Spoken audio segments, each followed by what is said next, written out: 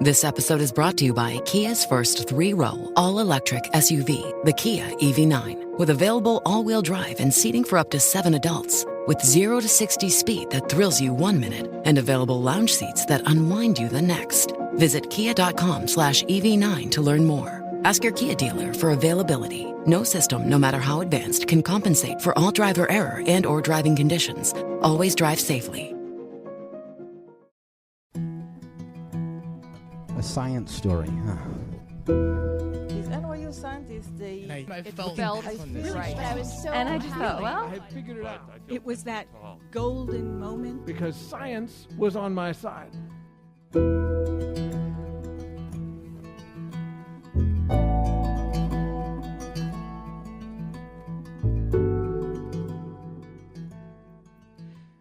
Hey everyone, welcome to the Story Collider, where we bring you true stories of how science has affected people's lives. This week's story is from David Epstein. The story was recorded in December 2013 at Littlefield in Brooklyn. The theme of the evening was the dark side.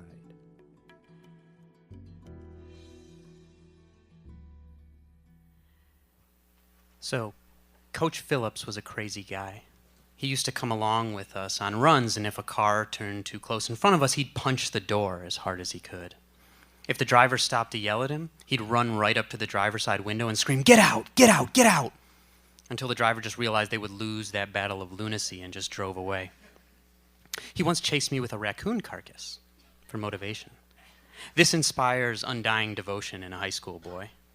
So when he spoke, I listened. But I didn't want to listen that day before my senior track season when he gave me a babysitting job.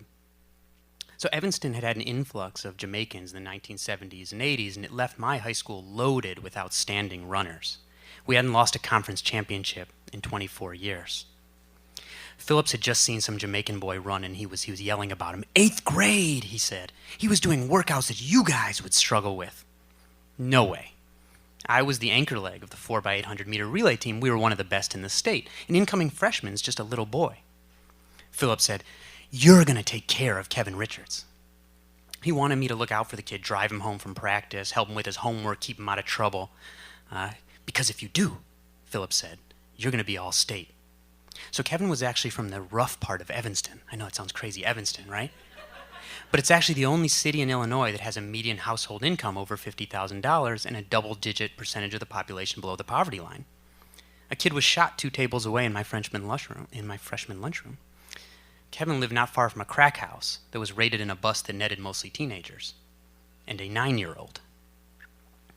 When Kevin showed up for our first time trial to see who would be on varsity, he came in late, leaning back and pedaling furiously on a bike that was missing its front wheel. Showed up just in time to start running, and then out-sprinted me at the end of the race. I took my shoes and threw them in the garbage afterward in disgust. This was the kid that I was supposed to look after. He was painfully shy. He'd look down at his feet whenever he spoke, except for occasionally on a long run when he wouldn't shut up about his dream to be a video game designer and all the characters he'd designed based on guys on our team. Turns out Kevin didn't really need help with his homework. He was actually something of a computer savant. And his mother, Gwendolyn, had noticed and took on a second job so that she could buy him a PC. As the season wore on, I actually became fast friends with Kevin. It pained me to be occasionally beaten by a freshman, but I realized I was in the presence of a rare talent. And I grew up a little. I became glad he was on my side. After workouts, he'd say, "I love being sore. It feels like you did something." With his help, we were all state that year. Now, I went on to run at Columbia University. And he went on to become a state champion the very next year. And I was really excited to see what my friend would become. College scholarship? In the bag. Olympian? Not out of the question for him. Video game designer? He was well on his way.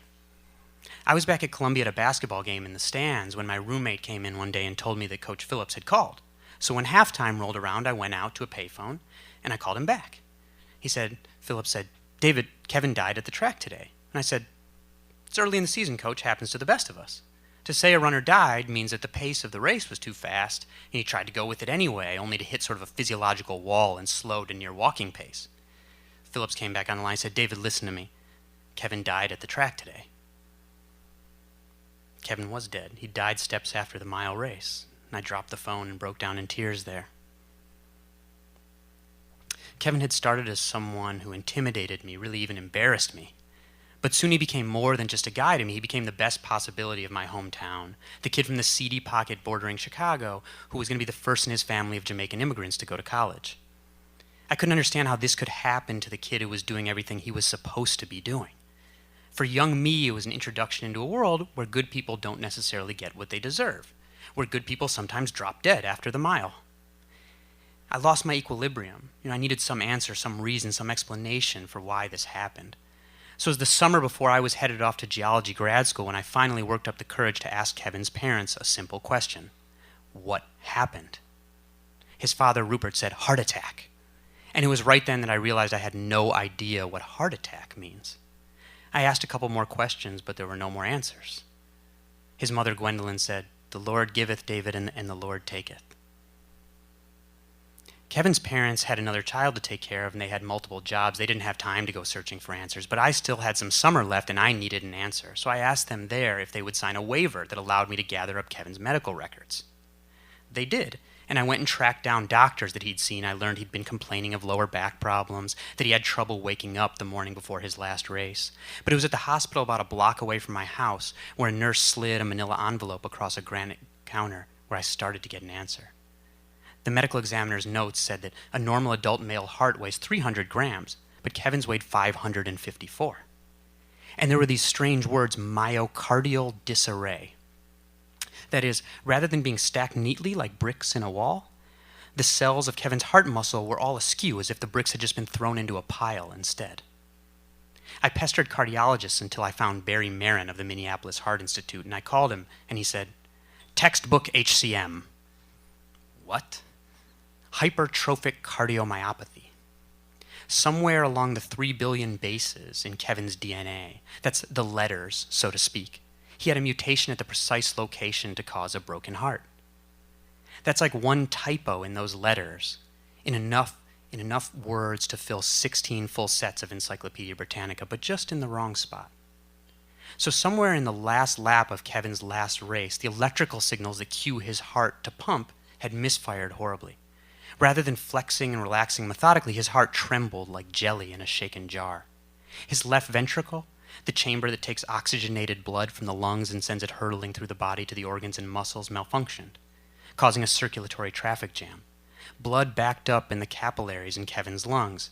Those are blood vessels so narrow that red blood cells have to move through them in single file. The water in those capillaries pushed through the walls and settled into the air sacs in his lungs, so water occupied the spaces where oxygen should have been. Kevin started to drown in his own body's water.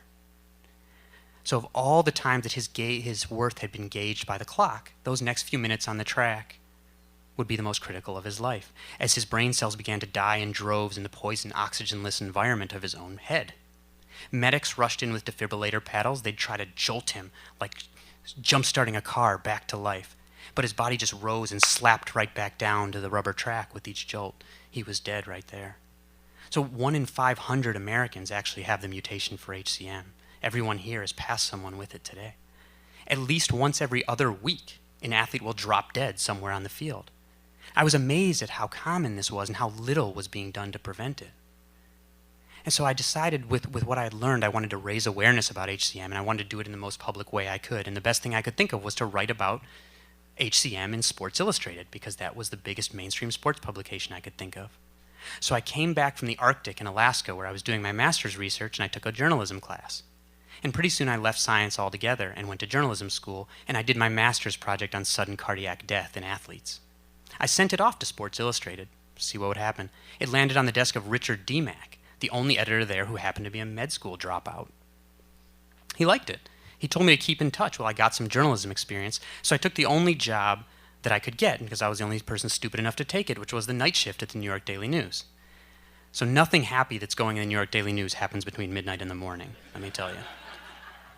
I then left there to join a startup that was covering higher ed in Washington, D.C., and 2.5 years later, Richard Demack called.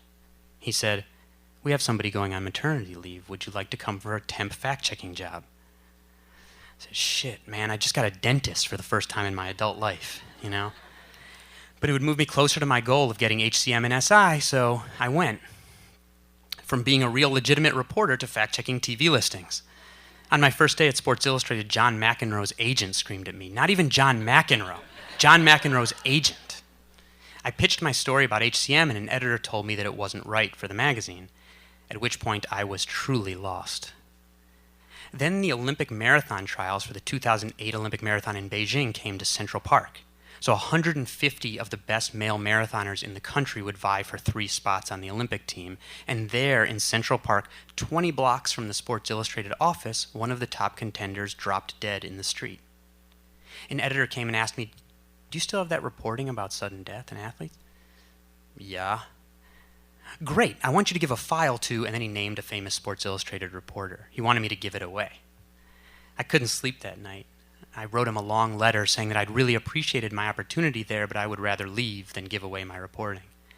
For some reason I still can't understand, Chris Stone, who's currently the head of the magazine, decided to back me up. And I ended up getting to write my story. It was 5,000 words in Sports Illustrated, mentioned on the cover, and I got messages from all over the country from people who had had a friend or family member drop dead, who had a cousin who died swimming laps, even though he was a varsity swimmer. That's really a cardiac arrest. And they were getting checked and finding that their families had been decimated by this disease. Senator Tom Coburn, who had been obstructing genetic testing that could find HCM, I wrote really critically about him, and he relented. He was looking out for the genetic testing rights of the fetus. That's why he was obstructing it. So this was like a dream come true. And then in August, I wrote a book about genetics in sports, and Kevin is chapter 15 of that book. So I realize now everything that brought me right here, right now, right to this stage, talking to you, started with the death of my friend, steps after a mile race. Thank you very much for listening.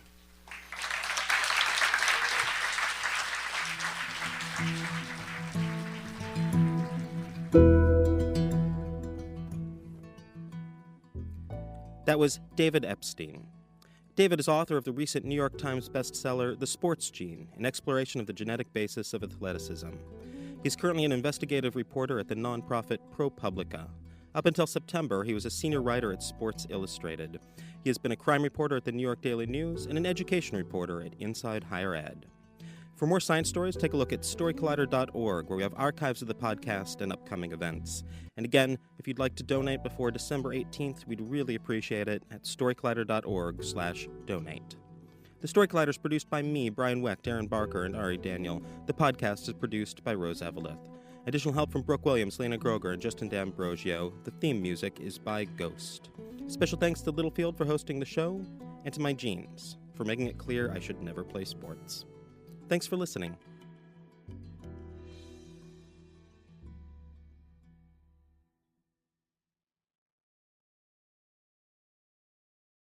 As humans, we're naturally driven by the search for better. But when it comes to hiring, the best way to search for a candidate isn't to search at all. Don't search, match with Indeed. When I was looking to hire someone, it was so slow and overwhelming. I wish I had used Indeed. If you need to hire, you need Indeed. Indeed is your matching and hiring platform with over 350 million global monthly visitors, according to Indeed data, and a matching engine that helps you find quality candidates fast. Ditch the busy work. Use Indeed for scheduling, screening, and messaging so you can connect with candidates faster. And Indeed doesn't just help you hire faster. 93% of employers agree Indeed delivers the highest quality matches compared to other job sites, according to a recent Indeed survey. And listeners of this show will get a $75 sponsored job credit to get your jobs more visibility at Indeed.com/podcast. That's Indeed.com/podcast. Terms and conditions apply.